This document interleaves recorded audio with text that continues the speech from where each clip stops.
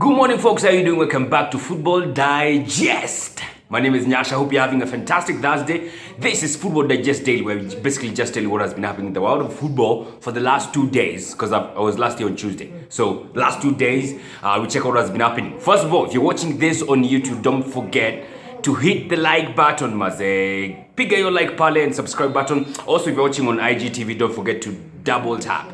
Give us some likes, won't ya?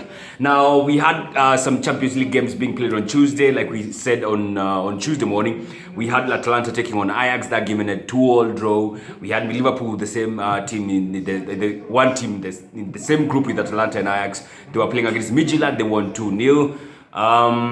Which other team was in action? Real Madrid were in action against Moenchengladbach. They almost lost 2-2. And then there is this whole issue that came out of Benzema telling felon Mendy not to give Vinicius Jr the ball. Yeah, apparently he was losing the ball way too much. Benzema was like, hey, this dude is playing against us. Usimpe mpira tena. Chris, there's actually a clip that came out that had Benzema saying so. Yeah, it doesn't help them, does it? And so far in the Champions League, they are stuttering because they lost against Shakhtar in the first game. Then this one, they were almost losing. They actually made a comeback in the last 4 minutes before 90th. Yeah, from 86 into 90 to the extra time minutes, these were part of the 2 goals to equalize. So, crazy. Which other team was in action? Shakhtar Donetsk were in action against Inter Milan. A very interesting game. And Inter Milan drew 0-0 with those two teams. Then I was watching that game like, damn, if you see how teams are playing the Champions League versus how Arsenal is playing, my God. I'm like, thank God we are not in the Champions League. Tungekuwa tunakuwa embarrassed vibaya sana. I mean, those guys are playing very much differently than we do, man. Like, on a higher level. Not on a bad level, on a higher level. Then yesterday we had the big ones. We had Juventus taking on Barcelona. Juventus lost that game 2-0. No Cristiano Ronaldo. Messi was the only goat on that pitch. And he scored the winning goal, or the second goal. And what I was watching from, because I watched the first half of that game before I went to Manchester United, Juve wanakatuka Inter Milan. I don't know if it's Italian teams or anything. Actually, it's not about Italian teams, because that's not pia tunacheza the same way. Passing this ball sideways almost all the time, feeding the wing backs. The wing backs then wanapiga crosses, hoping to get someone in the middle of the peak in the middle of the box.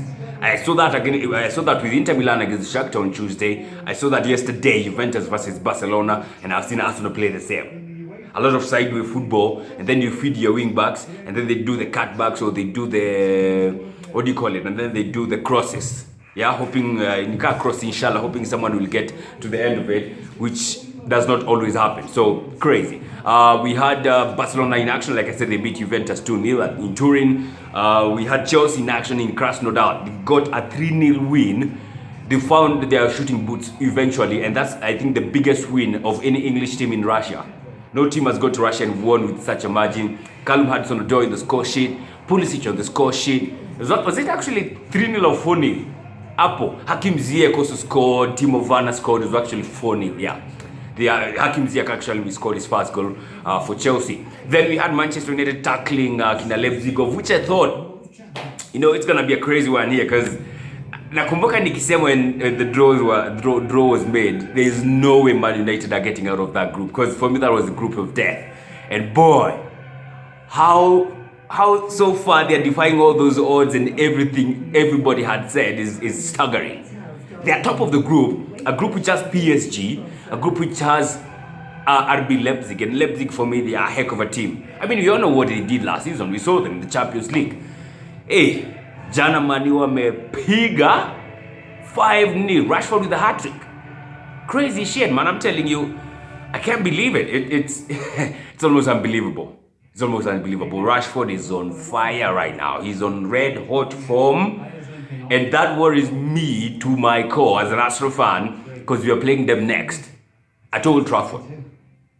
Yeah, I have all the reasons in this world to be worried, man. And I was looking at how teams were playing, how they were playing, and how they've been playing. Because Man United seems like they have found the balance between their defense and attack. Yeah, they only failed against Chelsea, where they did not score or did not create much, but there was a chance that actually Rashford had, which was saved brilliantly by Edward Mendy. More often than not, ingekuwa bao. So for me, I feel like they have found the balance between their defense and attack, something which Arsenal has not. So far, our defense is solid, but we can't attack. We cannot create, we cannot attack. If you cannot create, there's no way you're attacking. So our game today against Dundalk is gonna be telling a lot, because how we perform in that game might just give us a clue of what to expect. Because against Rapid Vienna, we struggled to create on Thursday. Then we went and played Leicester City on Sunday, and we got beat. Our lack of creation was actually exposed in that game. So how we play today against Dundalk at home is going to be telling a lot, because if we don't beat that team Kituka 3-4-0, there's a problem. There is a problem. So I'm going to be looking at that game with both eyes open, unlike before, because I need to have a feeling of what we are going to get or what we might get. How is our momentum as we go to this big clash on Sunday. Speaking of which, by the way, we're going to be having a watch party of the same at Ravaranda in Roaka. Yeah, Dimba Crazy are having this sort of I'd almost call it a watch party, because they're going to be having some trivias, giving out some giveaways, some hampers, some kits. There's going to be lots of fun. I'm going to be posting that poster, by the way, on our pages so that you can go see. So we're going to be joining them there, and then afterwards we're going to be doing a fun cups, just fetching reactions of the fans after the game, and maybe just fetch also a few before the game. A few predictions here and there just to get what the fans are going to be thinking about. So I'm looking forward to that one on Sunday. Itakuwa interesting. All right, so Arsenal is in action today against Dundalk, like I said. We're going to be waiting to see how that's going to happen. That game is at 11 p.m. Another game that happened yesterday, which actually is worth talking about, is PSG versus Barcelona. PSG somehow want to kaka Real Madrid. It's like they have not yet kicked on. Like hawajaanza na ile uzito yenye wanafaa. Unajua ni PSG, unajua wanafaa kwanza na uzito. So when they don't do that, it's sort of a shocker. So yesterday they were playing against Istanbul Basakehir or whatever they are called, and they were not creating shit. Actually, the first goal they scored, you could not feel like they deserved that one. They were not like threatening much. It was Moenchengladbach who scored a brace actually, and then he scored another one. And then he scored the first goal, and then he scored another one in the dying minutes of the game. So yeah, PSG not playing entertaining football so far, but they are nicking in results so far. Yeah, but they got beat by Manchester United. That's a reminder of how terrible they've been. Yeah, and Neymar got injured yesterday. We don't know how long he's gonna be out, but he limped off, and he was substituted. So yeah, PSG tutaangalia vizuri season sijui ni aje. But that's what it is. So the cookie crumbled like that.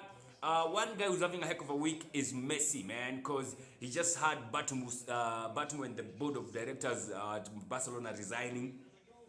You all know how that came about. And then he went to Juventus and he beat Juventus 2-0.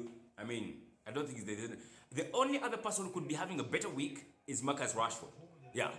Because scoring against PSG, going on to win, or they don't win against Chelsea, but scoring against PSG, then going on to score a hat-trick in the next Champions League game against RB Leipzig, games which normally more often than not would have thought these guys will be washed up, like they'll be beaten up, and they did not get beat. That's a heck of a week for him. Yeah. MBE inacheza kucheza man, kijana nasumbua man. I'm not looking forward to our game on Sunday. Enjoy your story, man.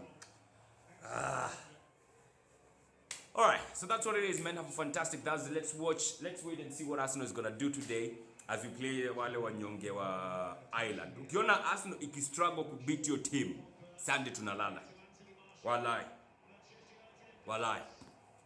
Alright, that's it, folks. Have a fantastic day. God bless. Take care.